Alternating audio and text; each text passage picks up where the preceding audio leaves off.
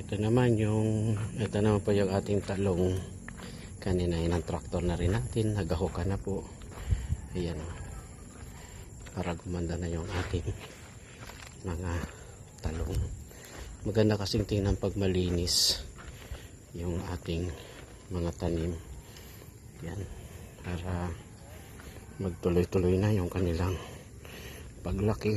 Napatabaan na rin po ito, kaya sana magtuloy-tuloy yung ating mga talong. Yung mga pipino, andyan daming pong bunga ng ating mga pipino. Yan po yung ginahukan na po natin. Yan. Kaya unti-unti gaganda na po ito ang ating pipino. Marami pa pong bunga. Yan. Diligan dahil bukas paalis po kami. Kaya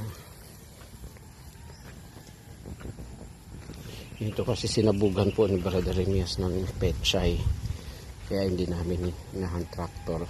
Aanihin muna namin yung mga pechay na yan na isinabog, pang ano lang, pang konsumo lang. Ayan, may mga mangilan-ngilan naman po na nabuhay. Yan, maganda na yung ating mga tanim. Ito, nakang-traktor na rin natin dito para kung anong pwede natin maitanim dito sa area po na yan. May mga tataniman pa tayo. Ito naman yung project naman ni Brad Miguel, yung kanyang ampalayahan. Yan, nilalagyan na po ng mga patibay para malagyan po ng ito. Madali lang naman daw po ito ang pagapangin. Magaganda na yung ampalaya, kaya lang hindi pa po siya pinapagapang. Pero pag natapos po ito ay makikita nyo na po kung gaano kalawak yan, yung ating ampalaya.